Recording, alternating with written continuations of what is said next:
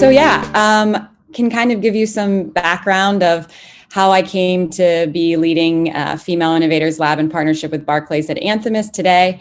I think, three fundamental things really drove my career and my decisions. And as with so many people's careers, right, I don't think a lot of us, know exactly of like, oh, wow, I knew I'd always end up here. Definitely not the case for me at all. I mean, I grew up in a very economically depressed rural town. And kind of my ticket and my focus out was the arts and dance and theater. And that really drove a lot of discipline for me. And then also from there, I taught in the largest urban public housing development in North America. And then the third thing that really kind of has been the underpinnings for me is that I didn't meet my first female founder tech CEO until 10 years ago. So that's 2011. And so how do all those three things connect? I think it's really kind of looking at, you cannot be what you do not see. And that has really driven me to look at, where there are opportunities for change, specifically with underrepresented founders, and driving capital and opportunities and jobs. And it also inspired me, all three of those things inspired me to start my own company in 2012. And that really opened my eyes into what the opportunities were in the market, which I didn't realize until I, for better or for worse, dove in head first. And then also, the untapped potential of female founders, where there could be more capital driven to underrepresented founders. And when I sold the business in 2017, it was kind of that reflection point that I think so many entrepreneurs go through, what do I want to do next? And when the opportunity with Anthemis Group came up, to not only launch Female Innovators Lab off of the ground, which I, love the earliest stages. I often say, getting from 0 to 1 there. And then also to work with early stage founders in those earliest stages of business. And finally, driving capital to underrepresented founders. So it's just been magic to have all of those things come together, and the opportunity of fintech, seeing how it, cultivating change in financial services is really Anthemis's, core mantra, and to be a part of that and how it affects so many different sectors of the industry. It's just been a really exciting time. And, kind of like I said, full circle, didn't necessarily, look at myself at 18 years old and say, this is where I'm going to be. But just super excited for the opportunity and all we've built in the past 18 months.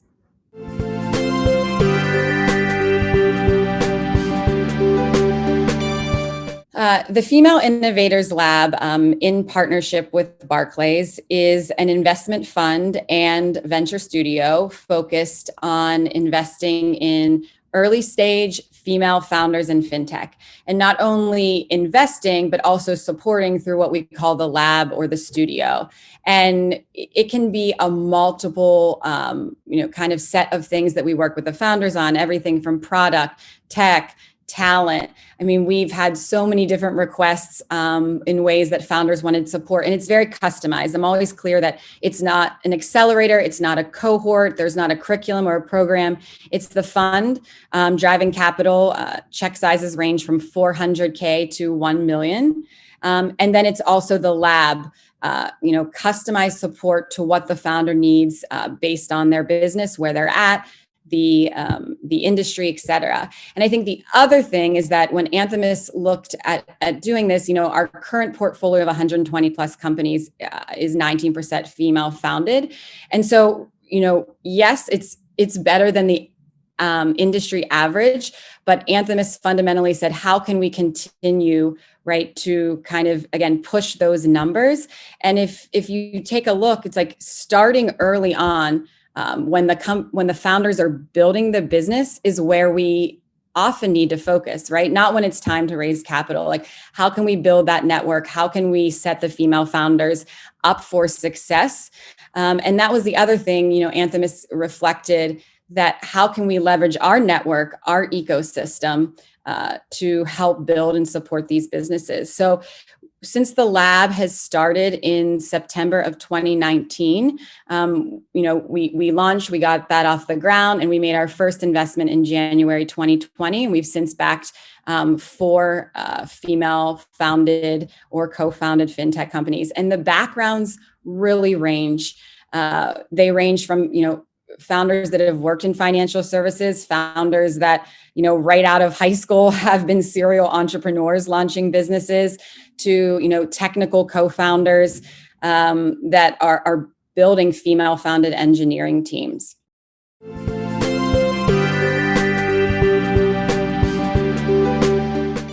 Anthemis's commitment to diversity, I mentioned, as far as part of the founding principles 10 years ago, and it's really been a commitment for a long time. And as Anthemis looked at how they wanted to continue to grow as a company, how they wanted to grow their portfolio, it could have just been, we're going to go out and find underrepresented founders, female founders.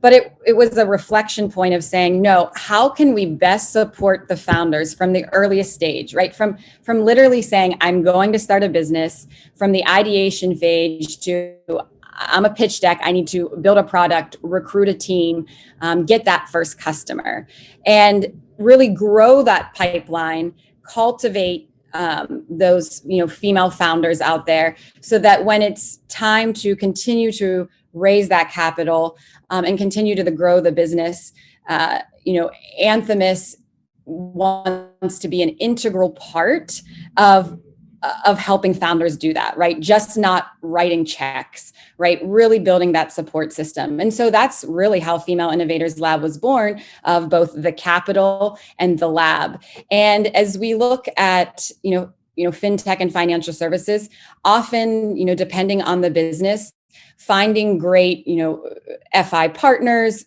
is sometimes a challenge, and kind of breaking into those organizations, those corporations. So it made perfect sense to have Barclays as a partner in that, because there's ways, depending on the business, for them to, kind of support female founders as well, not only, through their kind of traditional everyday operations organization, but they also have the Rise community, where they've supported startup founders for several years as well. So that marriage together of the Female Innovators Lab, of having the venture community, the ecosystem, and then such a world-class organization like Barclays, was really kind of the whole package in how we wanted to launch Female Innovators Lab and continue to grow these companies.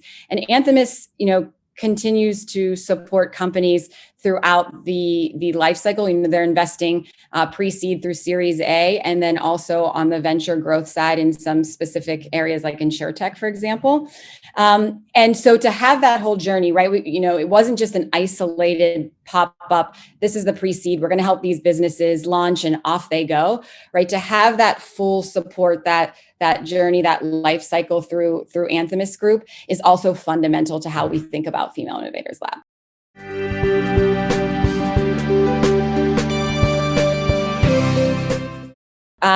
SwayPay was our first female-founded company within the Female Innovators Lab. Kaya Majmundar, serial entrepreneur. She was featured on Shark Tank, and one of those entrepreneurs that saw a problem in her first business, which was an e-commerce business, and realized that she had a whole other business that could be born out of that. And it was really looking at how she could market and creative ways to give discounts and sell her products. And so SwayPay is basically using social media as currency. So posting about your favorite products at the point of purchase, and getting cash back and being rewarded for purchasing those products. And you don't have to be an influencer to participate. It's kind of democratizing the influencer, the creator economy, but then also driving really great content opportunities for merchants, for sellers, for e-commerce businesses, so that they can get the word out about their products, have great content created about their products. And then that flywheel just continues to take off as people learn more about SwayPay. And I think Kea is a great example in the Female Innovators Lab of someone that has leaned in tremendously to get support wherever she needed. We've helped on, product roadmap. We've helped on recruiting talent. We've helped on, overall fundraising strategy. And I really am excited about this business because it showed the power of the Female Innovators Lab and how fast she was able to make traction in addition to the capital as people learn in the Female Innovators. I think intentionality is a big part of it. Just not about running out and saying as an investor, we're going to go, invest in all of these types of founders, but saying what is missing in the ecosystem, right? What do founders really need? And for me, specifically, that has really driven a lot of how we continue to invest at Anthemis, of taking a step back from the learnings in the Female Innovators Lab for just this past year. Like, I've learned so much of, what founders actually need. And it can be very tactical things, and it can be mentoring strategy areas as well. And so continuing to assess your strategy of how you can support founders, it will continue to change. It will continue to evolve, and to really learn from your current portfolio companies and help that drive your investment thesis as you go forward.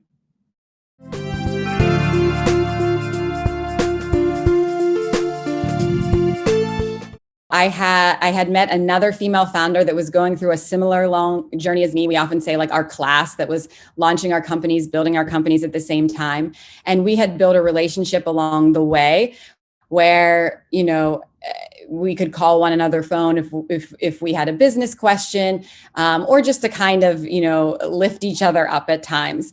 And when this opportunity came across my desk, it came through that colleague, through that relationship that we had built in building our teams. She had known of Anthemis in the ecosystem and gave me a call and said, look, this is just so aligned with what you've been championing for so many years.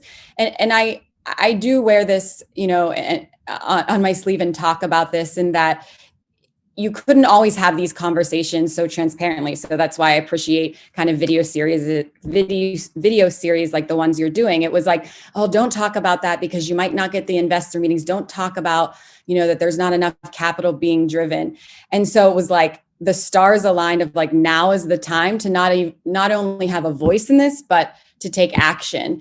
And Anthemis, diversity has been at the core of what they've been doing, launching 10 years ago.